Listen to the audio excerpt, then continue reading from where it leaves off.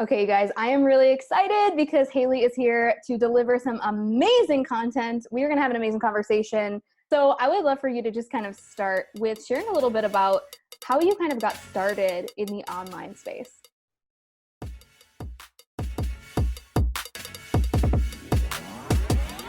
Yes.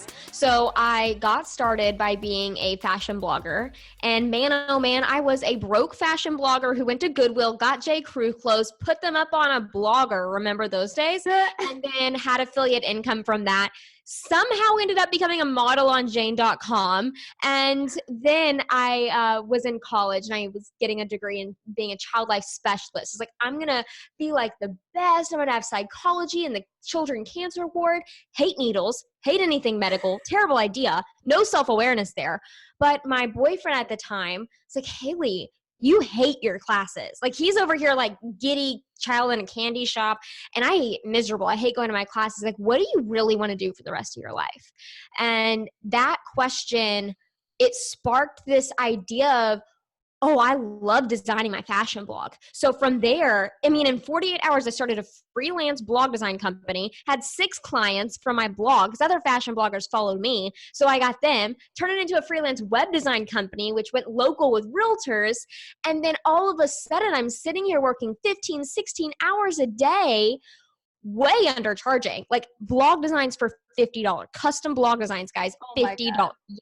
Yes. Money mindset issue central over here, right? Yeah, it was so bad. It was so bad. I was actually skipping showers because it took away from my business. And this is the time where I had so much stress and anxiety in my life that I started binge eating. That's when this terrible habit of binge eating, because I was trying to get numb from the emotion. It was crazy, all this stuff. And I was like, F entrepreneurship, I'm done.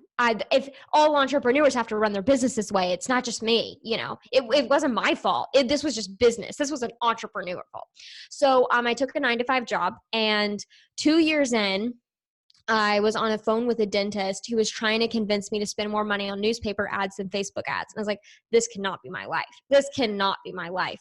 So I realized I wanted to start a business again, but I only had 2 hours a day. So I had 2 hours a day to create a 6-figure business, to quit my job. How the heck was I going to do that if I was already running a business for 15 to 16 hours a day that completely failed? And so I realized I needed a system that didn't require more time to get more money. And that's where I created the scalability factor, which I teach today, which rescues entrepreneurs from that survival mode thinking and living and running your business in that fear-based decision mindset. And it helps you create a consistent income in a simple automated way. So we basically take all the marketing advice you hear on podcasts and blogs and YouTube channels. We completely eliminate it, throw it in the trash can, and give you a way better way of running a business. That's what I teach. Yeah. Oh, I love this. Okay. So, I mean, you have such an amazing story, and I know so many people listening to this right now are going to resonate deeply with like the not showering. And like, I always kind of joke around, guys, if you're at the place where you've developed an eye twitch and you're trying to ignore your back pain and you're just like not showering. I know people think that they can't smell you, but for the sake of the people you live with, at least a shower might be a good idea. Okay. So how did you transition when you came back into, okay, I've made this decision. I need to make 6 figures. And I'm only allotting 2 hours a day because that's all you had. And I think this really resonates deeply with people too, that busy 9-to-5ers trying to build this side hustle, trying to turn it into a full-time business. How did you get started? I'm going to say a really yucky answer. Yeah. Math. I know. I just said it. I said the M word. Okay, so this is, let me explain myself a little bit more before you just completely tune out and say, I don't want to listen to this, what this girl is going to say. Okay. What happens is when we in entrepreneurs are in our survival mode, we make decisions in a very reactive way based on our emotions, which Jen has obviously explained to you because she's the NLP genius guru, right? That your emotions are coming from your thoughts that you're having. And a lot of us have not learned to master our thoughts. It's hard stuff. No one's taught us this, right? I mean, well, Jen's over here teaching, but we're not learning at 3 years old. If you have this thought, it comes from this emotion, right? Like we don't learn that stuff. So what we do as entrepreneurs is we're in survival mode. We're afraid. We're just trying to make decisions that keep us safe. And so we're very reactive. And that's what I was doing before. And obviously it was a disaster because dry shampoo, you should never use dry shampoo that much. Let me tell you that. So what I did was I was like, let's do math. Let's do numbers. I said, okay, if I want $100,000, I need $8,333 a month. Awesome. So if I do $2,000 clients, then I need 5 clients a month to hit $10,000. If I hire a contractor to do that $2,000 job for $400, then I make this profit. Okay, so all I have to do on my to-do list is find a contractor that'll do this, that'll meet my quality work. I need to have a simple automated system to get leads every month. And if I get 5 booked customers a month, I now have a 6-figure business that I don't have to do the work for. Boom. I did not make it. Keep in mind, none of those decisions were based out of anything other than data and numbers, because as entrepreneurs, we need to keep our white lab scientist coat on. A lot of us have like this big flowy fun dress and like we never take it off and put a scientist coat on. Like there's a time for having fun, and there's also a time for, okay, let's actually not listen to our emotions 24/7 and let's look at the number. Like I think a lot of us are scared of math because we tie our self-worth and self-esteem into what those numbers tell us, but you assign what those numbers mean. They don't have to mean anything about your self-worth. So that was the big switch that I made that took me from literally 0 to 6 figures on 2 hours a day. Oh my God, I'm obsessed with this because, I'm like super nerdy. I'm like, give me the science, give me the math, give me the data that's going to back something up. This is why we're friends. I love it so much. As soon as you said math, my instinct was like, oh, I'm giddy. I'm like smiling. And I know other people are, having a panic attack, but guys, it can become fun. Be nerds with us, guys. Be nerds with us. Nerd drive. Okay, so I think this is so brilliant. Did you kind of come up with this on your own? Did you have your own realization, or were you modeling someone else?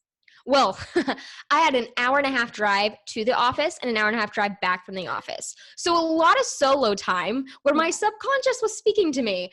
So, they say to create space, and I had to have space. Like that was my time. I just thought a lot. I just had so many thoughts, and I would learn how to filter them through that time. 3 hours a day I was in the car, 3, 6, 9, 12, 15 hours a week in the car alone with my thoughts. And I kept thinking, I want to get out of this situation. How do I get out of this situation?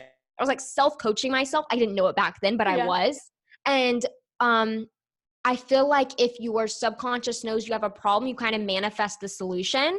Yeah. And that's what I did. I just kind of manifested the solution. My subconscious just brings it to you. I feel like that's a terrible answer. No, I think it's not actually actionable. No, but it is an accurate answer. Yeah, an honest answer. Yeah. And I think it really empowers everyone listening to this to recognize that the answers are already there. You're just filling your time looking at other people's stuff when the answers are already within you. Amen. Praise hands, emojis, all the things. Yes. No one is your savior in business. And that's actually funny that you say that. There was a couple of friends, we were all hanging out, and one of them was like asking one of our more successful friends, like, how'd you do it? What's the secret? What's the secret? And her response was, the secret for you is going to be that you need to stop looking at other people and trust your own intuition. Like the thing that's stopping you is that you think everyone else has the answer except for you. And I was like, boom, I love that. And I think we all get into that trap every now and again. Totally. But I do want to talk about the fact that you outsourced in such a big way. Like you essentially outsourced the entire creative part of your business. And I think this is so interesting to really speak to, because so many people have fear around handing off even something as a graphic. Or sending an email, and you were able to outsource.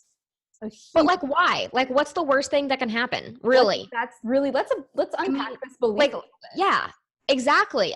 And also keep in mind, like, it's okay if you don't outsource your entire creative department. I had to. I had no time. So I had to I was like forced to, which was good for me. You might be an amazing designer, artist, like, I don't know, whatever your art is, or like you're a coach, right? You don't have to outsource the actual fulfillment of it, but you do have to realize that the mindset around outsourcing, you don't have to outsource in order to have a healthy mindset around outsourcing and letting go and everything not being perfect. And so that's a good place to start. Is a lot of people, like, I would really trace your thoughts down to, what is the big fear behind this? Like, what's going to happen? Like, outsource a graphic. Yeah. It's going to look bad and it might go out without your approval. Make a joke about it on Instagram. That's happened to me. And I'm like, oh my goodness, did you see that graphic? I did not approve that. So sorry. What did you think of the graphic? Let's put a poll up. Like, you just have fun with it. I feel like as a business, like everything doesn't have to be so serious all the time. Like, our serious Susans. Like, let's just be fun. Like, I mean, everything can be fun. Fun with spreadsheets and background and numbers, of course. That's the net underneath all of the fun. Oh, this is so good. And I love what you're saying about, that it really is like, what is the worst thing that's going to happen? And I know so many people in my audience, they might not be service-based entrepreneurs in that area, but I just want to share with them, like, guys, we now have people on our team who are head results coaches, because I even realized that as much as I could deliver as a coach, it's not about necessarily not showing up for my people. It's about how can I show up for them even more and deliver an even better customer experience. Right. Because I know that I don't know everything. And I remember saying that to one of my clients, and she was like, oh, you're right.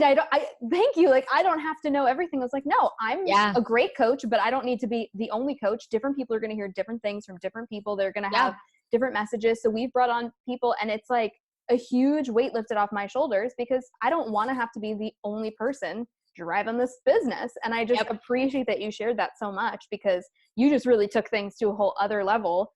Yeah. It's the beginning of your business. And I think way too many people wait so long to actually implement this.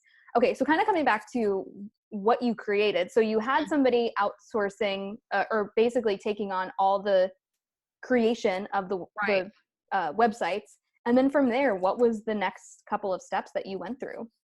Yeah. So, I mean, we took off. We exploded. Let me tell you, I did not have an email list. I did not have a consistent content source. I did not have an opt-in. I did not go on Facebook Live, because I actually couldn't, because I was at a job. Didn't go on Instagram stories every day or post every day. None of that. I just networked. And I had a really great referral system, and I paid for leads that booked. I paid, I think, like $300 for someone or something like that, because it was a $2,000 project. So I paid $300 if they booked to whoever led them my way. And then I paid $400 for the project to get done. So that's $700. So I profited $1,300 per project, and I just had to link everything up, and it was automated. And we had it all processed, and we had it all scheduled out in Asana. Like, everything was a color-coded machine. That's how I ran things. And because the fee was so big, a lot of people have a scarcity mindset around, ooh, but I could have had that money. It's like, well, girl, there's way more money coming to you if you pay that money up front. Because if you give someone $300, they're about to send 4 more people your way. And that's 1,300 times 4 now that you're getting. And you might even have to hire a new contractor and keep scaling. Like, who knows? Like, how exciting. So that's the kind of way that I ran my business. But I did not want to quit my job at that time when I was I really loved my job. I loved 2 people that I worked with. And I didn't want to sit at home all day alone and isolate. I'm an extrovert. I was so afraid of getting depressed, because I was so depressed when I was working 15, 16-hour days. Yeah. I was alone all day. My husband was a coach. I was isolated. I was so afraid of being in that mental space again, because it was honestly dangerous for me to be in that mental space. So I kind of self-sabotage things, of course, as your subconscious tends to do. And I went to Europe. My business paid for a Europe trip for Creed and I was still working, and I wouldn't let go. And I was doing all these things, and my body shut down in the middle of Paris, literally shut down. I had to fly back, almost was deaf in my right ear from an infection that I got. And then I was stuck in bed for 2 to 3 months straight. And it was from stress, obviously, being a workaholic. Like, as much as my business was simple and automated, the fact that I was driving 15 hours a week, working 40 hours a week at the job, and running an agency in the car and at night, 2 to 3 hours a day, like, that's 2 to 3 times 5. I mean, that's like 70 hours a week in total doing everything. So I just crashed. My body said, F you, Haley, this sucks. And I realized I didn't actually want to run an agency. It was just kind of easy money for me. And it was a fun project, but it wasn't making the impact I wanted to create. So I burned the entire thing to the ground. Wow. And then I spent all my money doing a lot of custom WordPress stuff for this membership site I was creating. Wasted a lot of money on development for that. I've made a lot of mistakes, like thousands and thousands. Yeah. And I had 12. One mistake that you made that was like a whammy. I hired a way too expensive developer to create a membership site without having beta people in there first. Yeah, massive mistake. Because I had the money, right? Right. So you think that money's going to solve all your problems. No, it won't. It definitely won't. Sometimes if you don't spend money strategically, it can actually be not a good thing. So just because you don't have money right now doesn't mean it's a disadvantage. It can actually be an advantage because your mindset will be a little bit scrappier in how you build things. And that'll be a bigger advantage for someone that might have a lot of cash flow, but kind of takes the lazy route, which is what I did, took the lazy route. So that was a disaster.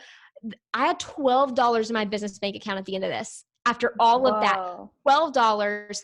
And I got beta members. So I had a little bit of cash from that. And I was like, I have to quit my job now. I have to go all in. And like, even though I have $12, like, I just feel like I have to go all in. I quit my job. And we went from that $12 to $36,000 a month in 6 months. Wow. It was crazy. And we didn't do a live launch. We didn't do opt-ins to anything. We didn't do any of that. We led everyone to a sales generator, which was a webinar, straight to a sales generator. And we used NLP, we used sales psychology, we used persuasion language tactics that got them inside. We got people to feel a certain way, which made the conversion rate high. And also the people that were inside the membership, now they were super active because they had been primed in a specific way to get results. Yeah. So I decided to do things at that time. It wasn't a we, it was an I. I decided to do things in a way different way than what was being taught on all the popular podcasts. And I'm so glad I did, because that would have been a very draining way if I would have done everything everyone was telling me to do. Whew. Yeah. I think let's even talk about that a little bit. Okay. How did you get to the place where you kind of ignored what all the quote unquote gurus say and carve out like your own way of building this? It sounded exhausting. Yeah. Oh my goodness. And I'm really, really big on my people. I mean, and if you meet my audience, everyone that meets my audience, like, you have the nicest people. Like, I know. And the reason why is because I spend more of my energy serving than I do selling. Mm-hmm. And a lot of entrepreneurs, they don't have the luxury to do that because they don't have the systems in place to get to spend energy on serving. They have to put their energy towards selling to keep their business alive and afloat. I mean, it makes sense. Yeah. And it's not that everything, and I was telling Jen about this before we hit record, there's not a right or wrong way of doing business. And that should take the pressure off of everything. But there is a longer, more exhausting route to getting places. And what I decided to do is take a step back, look at everything from a bird's eye point of view. I was like, this looks like a longer route. I'm going to try the shorter route over here and see if this works. And it did, thankfully. Yeah. Well, let's even take a look at coaches, because that's a lot of the people who are listening to this right now. And before we hopped on, we were kind of talking about some of the traditional things that are taught that most definitely work. I am proof that a lot of the, building email lists and launching and all those things are definitely effective. However, times have changed, and the demands of what you put in a live launch have changed, and the way in which you launch and the strategy that you use. We are in a day and age right now, 2019, where there is more stuff happening online. There's more saturation. There's more coaches. There's more courses. And so the strategy behind it has elevated. So I want to hear like your take on how you were, what you would say to a coach who is maybe just getting started today, who's got a small handful of clients and they're ready to create like a course or group program. Like, what is the most effective way if they're not quote unquote techie, which is one of the big things I hear people say. Yeah, you definitely don't have to be techie at all. Yep. That's like, yeah, definitely. Okay, so I want to go back to being in survival mode. This is how do you know if you're a coach and you're in survival mode? Like, let's just go that route. Mm-hmm. So, if you are creating more than one, if you are making under $5,000 a month and you have more than one product, you're in survival mode. And I'll unpack that before I move on to the second thing. The reason why I say that is because there's a subconscious belief that the more products we have, the more money we make. It makes sense, right? It's like a math, like 2 + 2 = 4. It makes total sense. But it's, oh my gosh, it's so from the exhausting outside looking in, it makes sense. From the outside looking in. Right. But once you get under the hood, it's terrible. I mean, every business is going to make it look shiny and they're like, I have this product for this and this product for this. Do not be one of those people. I beg you, do not be one of those people. We talk a lot in my industry and people will point out and say, I don't take them seriously because they have more than 3 products. Wow. I feel like they don't even know what they're talking about because they have more than 3 products or things that they offer. They're confusing. They're unclear about the solution that they're having. They're trying to solve way too many problems. I don't know what they're an expert in. And people don't take a lot of those people seriously. Now, I mean, target audience is completely different because they don't really know, but that's like something to think about. I mean, and I know that, I hope that like wasn't harsh at all, but no, I want to say it out of so much love because I know I just met you, but I love you so much, guys. And I really don't want you to be one of those people that rips their hair out at night because they're so stressed out from their business. Like, I'm sure you have beautiful hair and I would love for it to stay on your head. So anyways, that's one of the things that I want you to focus on one product. If you're making under $5,000 a month, I mean, honestly, even $10,000 a month or under, I want you to choose one thing to scale, whether it be service or a course or membership site. Now, let's say you choose a service. If you have a service, don't try to use course and membership site marketing tactics to sell a service. This is so common, especially in our industry, because those two things are overlapping right now. Yeah. And so a lot of service coaches are now listening to people like Amy Porterfield, right? Who teaches course and membership site owners how to scale. Those tactics are not for service-based entrepreneurs. But because it's online marketing advice, we're taking it and we're doing all these things that aren't very helpful for the actual thing that you're trying to sell, and you're wasting all this energy getting no results, frustrated.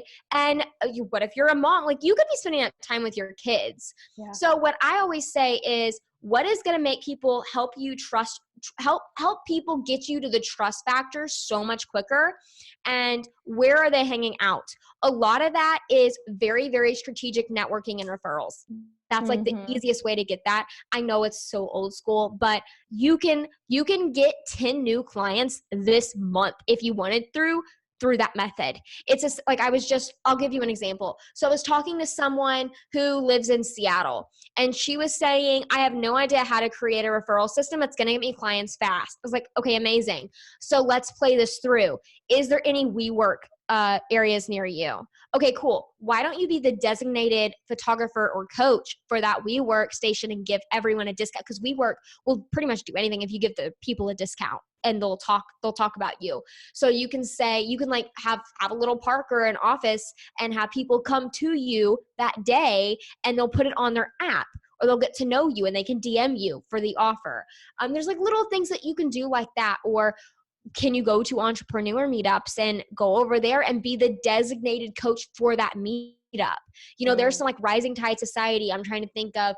And there's also local meetups that aren't big global or national brands that you can go to and be the designated. I mean, there's so many creative ways. I could talk about this for hours. So go down that route instead of the marketing route. And that was local. Let me do one example for online too. Yeah. So let's say you're a coach for tell me who someone's a coach for. I work with a lot of health coaches. Health coaches. Yeah. Okay. So if you're a health coach and someone else like health is in nutrition. Sure. Like dietitians. Okay. Let's do that. Oh my gosh. You literally have a limitless amount of people you could work with, guys. There are so many creative options. So let's say you find an Instagram fitness expert that meets your values, because I feel like in the fitness industry, you got to make sure they fit your values. Then you can do an Instagram takeover, do an Instagram live, and then anyone from their Instagram that converts into a booked lead, they get $200 or $300. if they sent 10 people to you, that's $2,000 for them. That is such a no-brainer thing for them to do. That's easy money. They already have the audience. Now they're just recommending you, and you're getting so much more cash. Also, all of their friends are going to come to you. It just becomes this wave, right? So if I'm going to give you an action step, I want you to use it, get a spreadsheet out. Yes, spreadsheet time. And I want you to list out 30 potential people that can refer you to your service. Yes. 30. Okay, now let's switch to course and membership site owners. Okay. I love this so much. Yes. Guys, you don't have to live launch and you don't have to have an opt-in, okay? You do not have to have that stuff. I'm telling you, what ends up happening if you have a course or membership site is you're like, okay, what do I create? Before you even create your course, you're already creating your opt-in. Because that's what we are like ingrained to think, opt-in. This is a very old school method way of doing things. I'm not saying it doesn't work. That is not what I'm saying at all. I'm saying it is the longer route. And right now, guys, just use the momentum and the energy to get them to the sell. It's like we feel guilty for asking, so we make the asking for the sell process so freaking long that they're exhausted by the time we ask them to buy our product. Like, it's ridiculous. So instead, why don't we lead people to an evergreen webinar that's rooted out of sales psychology and NLP tactics that make them feel a certain way that also give them value? We're not just like blowing fluff up their butt, right? Not that kind of thing, because that's a negative PR experience for your brand. You don't want anyone coming to your whatever's generating sales and thinking, Jen just wants my money. But you don't want that. So obviously we're not doing a webinar like that, but we'll have something that actually leads to sales, and that's the free thing. And so you're only spending maybe an hour or less talking about something that's leading to the sell. They're not exhausted. They're like, okay, I understand the correct beliefs have been shifted. Now I'm ready to buy, because that's where the magic happens. You're not going to give them magic before they buy. They're not going to pay attention. They're not going to take action. Like, the whole goal of this is to get them to buy, so then we can have the impact that you're wanting to create as a coach course creator. So that's like a big thing that I talk about. And also, a lot of us think that we have to have a service and a course. Otherwise, we don't have enough money coming in.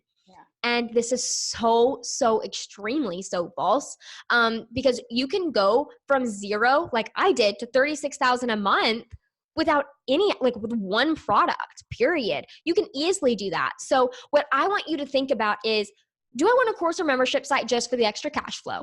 If that's the case, don't do it. If you're wanting to phase out your clients and get to the course or membership site model, then obviously keep the cash flow. Don't just cancel all your clients. That would not be a good thing. But I would suggest you picking your client days as like Monday or Tuesday, and then Wednesday, Thursday, Friday, you're focusing on shifting everything and creating your course like within 7 days or less. Like, I know a lot of people in this industry say 30 days or more to create your course. I have people get them up in 48 hours. And like, this is what we're doing. We're getting up your entire course or membership site content in 48 hours flat. We cut basically 60% of what they're wanting to teach because it's fluff and not necessary. And to get them results, we get them up super quickly. And then we start building a sales machine. Within 30 days, they have an evergreen webinar funnel.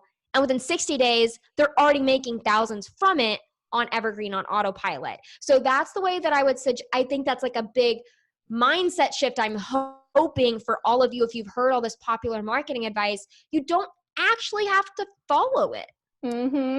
Well, I'm a huge fan of webinars. I have an evergreen webinar for my business, and it completely changed the game. And when I first started diving into this and transitioning from live launching, you know, we've only done one live launch in the last like year and a half. And that was just a way for me to test and refine some of the messaging in the webinar and have like people there that could actually like give me that direct feedback. So I'm a huge fan of this model.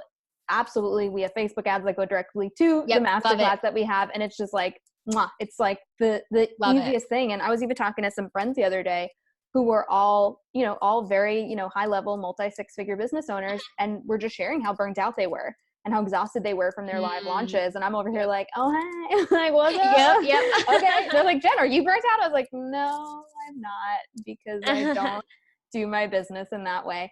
But I think what's so cool about what you're talking about, kind of tying this back into having multiple offers. When you have your business set up this way, if you are trying to have like 6 or 7 different signature offers, and then you want to create 6 or 7 different oh my gosh webinars and have different funnels for it, like that is a freaking nightmare. That is more work for you. That is more things for you to update. That's more things for you to manage. That's more, like that's for whoever's doing customer support. That's questions about, what a nightmare. You know, like more questions about all the things within that, like which program is right for me? Which one should I invest in first? Can I get a bundle? Like you are going to create so much more work for yourself and your team if you have a team. So I just really wanted to kind of tie that in so people understand why having more, like going wide, is not always the best solution. You are, by having more products, you are literally poking a massive hole in your bank account and you are losing money every week because of it. Not a very good strategy. Don't poke holes in your bank account. Hey, freaking man. Also, can you talk about the numbers of this?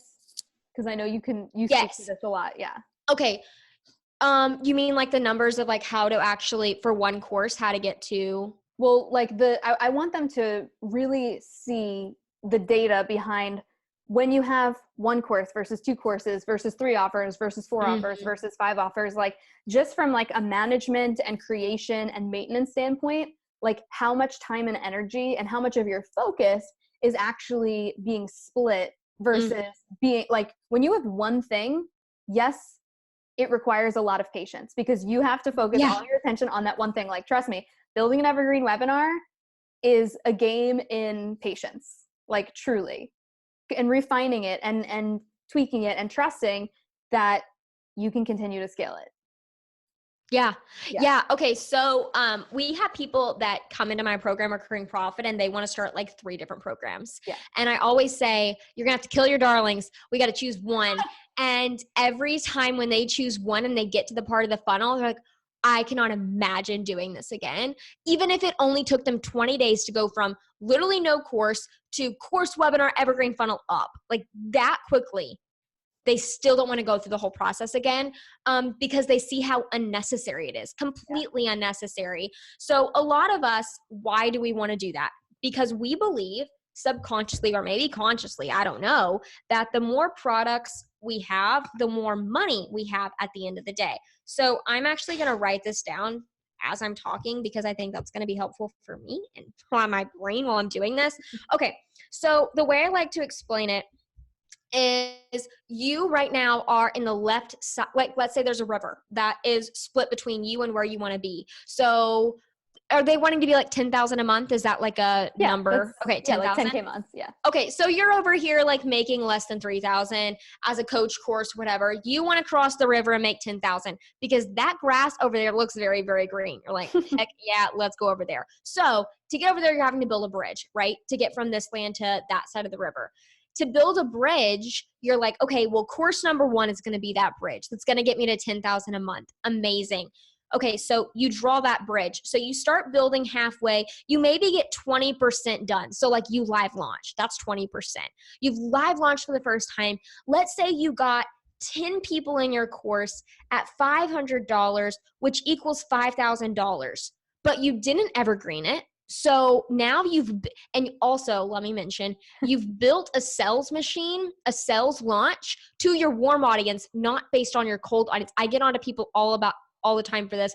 With Recurring Profit, I make sure that every single person creates a scalable offer that's built for a cold audience, people that have never met you before. Because if you try to build your sales funnel to a warm audience, the people that already follow you, you are in for very low conversion rates and a lot of tears at night and a lot of frustration. So let's not do that. Okay. So we get 20% onto course number 1, the course number 1 bridge, but you have $5,000 in the bank.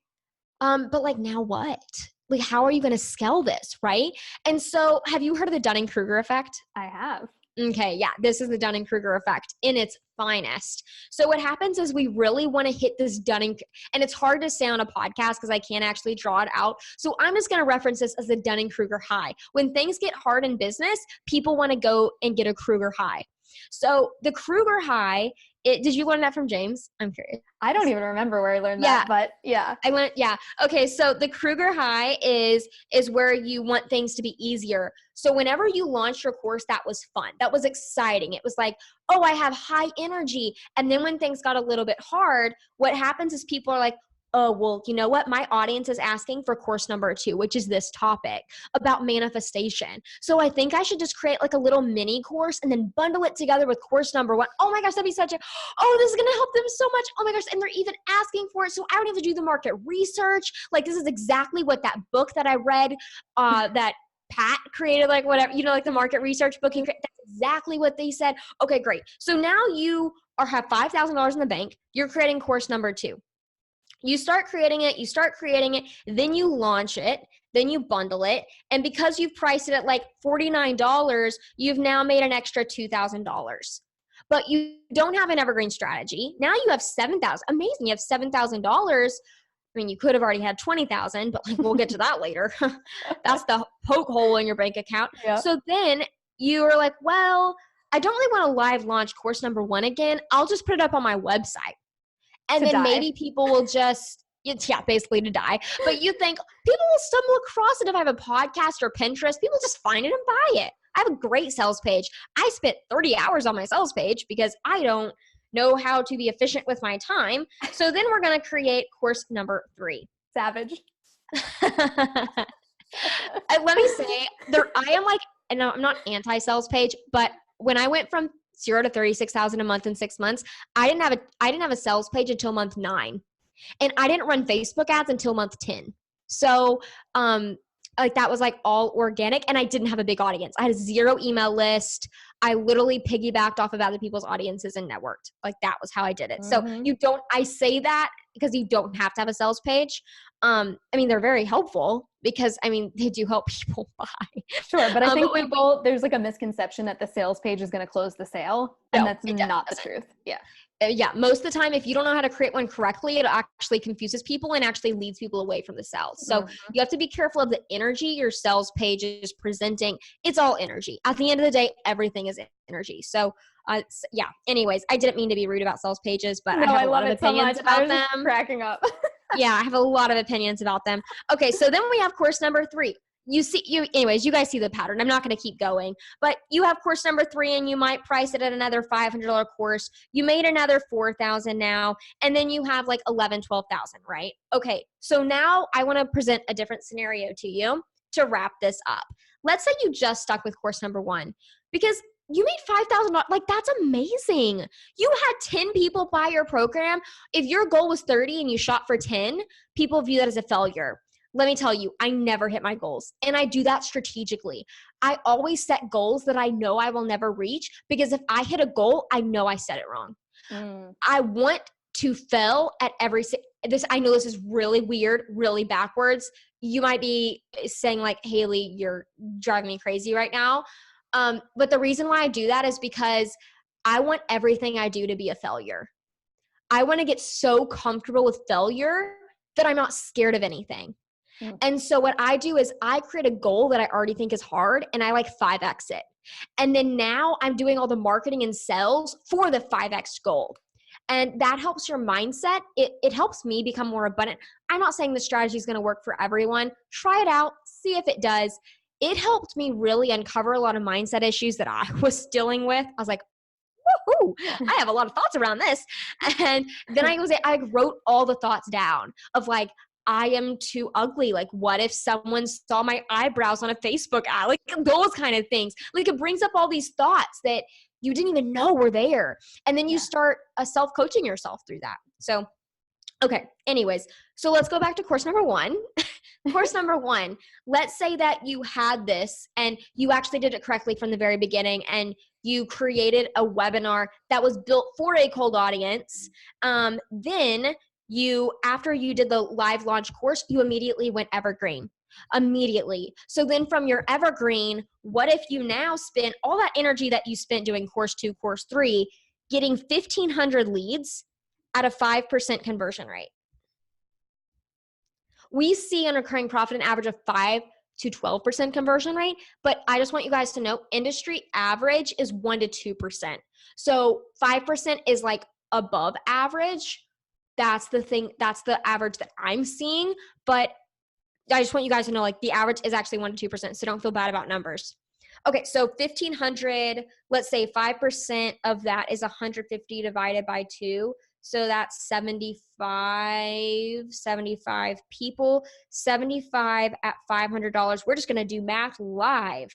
This is so much fun. 75 times 500 would equal $37,500. Okay. So here we go. You ready for the math? Let's do it. Scenario number 1 was 2,000, 5,000 plus 4,000. So that's 9, 11,000. So scenario number 1, you made $11,000. And you're going to say, oh my gosh, I had a 5-figure month. So you're going to be like one of those people. I was like, I had a 5-figure month online, right? Which is not a bad thing. That's like exciting. That's totally brag worthy. That's like super exciting. I'm not dissing those people because like I do income reports online. I am that person. Yeah. I am very transparent about how much I'm making. But we have 11,000. Scenario number 2, we actually took this seriously and we did not let mindset issues trip us up. That is the one thing that's going to trip you up more than anything is you self-sabotaging. So you got 1,500 leads. You spent the energy getting 1,500 leads and bringing that bridge to completion across the river. And you made almost 4 times the amount of money, $37,500. Wow.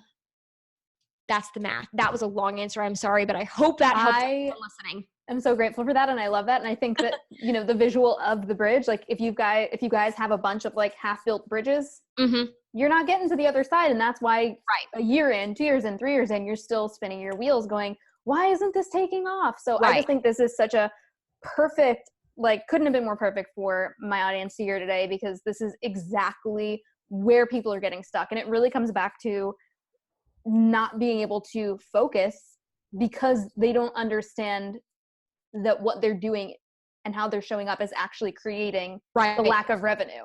Like they had not, hopefully after hearing what you've shared today, they can now link and see how this is actually stopping them from hitting their revenue goals and building the business that they actually want. Yeah. I mean, you are responsible for your energy that you bring to your business. And is that energy creating sales, or is your energy creating a lack of sales? And that's on you. And that's a good thing. And the reason why it's a good thing is because it's empowering you. Like you have all the control in this scenario. And that's amazing because you are so incredibly smart. You have all the answers inside of you. You are such an incredible entrepreneur. The fact that you're even running a business right now and you're a freaking coach, like that's amazing in and of itself. You have so much more potential than I want you to really see the potential you do have. And I want you to think 10 times bigger than the amount you're even thinking right now and get scary with your thoughts. I'm fired up from what you shared today. So thank you. I know this is going to be such an epic episode. Where can people go to connect with you and learn more about you? Because I know my audience wants to come talk right now.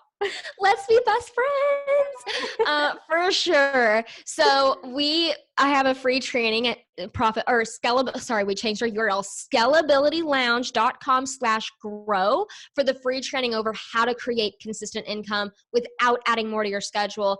If you are a course or membership site creator and you are like, Haley, I want to go evergreen. I want to ask you some more questions about this, and you're curious about this specific method, just DM me on Instagram and just say, hey, listen to Jen's episode. I have a course or membership site.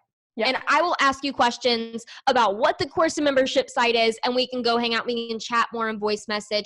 I am obsessed. Like I nerd out over this stuff. So please tell me what kind of course and membership site you have so we can chat more about how you can do things differently and keep your beautiful hair on your head. Yes. Oh my God. So good. And you also have an amazing podcast. Yes. We just launched a new one. It's called The Scalability Show. And it talks, this is different. Our old one, it was a lot of shiny object syndrome. I'm not going to lie. And this new one, we're taking marketing topics and spinning it on its head. And it's going to be very unique, very different, something I don't think this industry's seen. So go to The Scalability Show. It's really, really awesome. I mean, it's right on up there with Jen's podcast. Like, it's pretty cool. So. Well, guys, we will link all of that up for you guys in the show notes. And where can people connect with you on Instagram? Yes, at Haley Burkhead. So go to Haley Burkhead and come DM me. I respond to every single DM. So come DM me. Yeah, same. Guys, if you loved this episode, take a screenshot of the show, tag us over on Instagram. We would love to connect with you and hear your biggest ahas, your biggest takeaways from today's show. Haley, oh my God, I loved this so much. Thank you so much for sharing your brilliance today. I know you've really helped to shift a lot of people's perspective on what's possible. So I'm really excited for everybody who's listening to this right now, because I think you just opened up a whole new level of freedom and possibility and excitement for people who don't want to do the quote unquote traditional style business model that they're seeing, and they're ready for something new. And you've just given them that permission. So thank you. Yes, thank you. Awesome. Well, guys, thank you so much for listening today. We'll talk to you soon.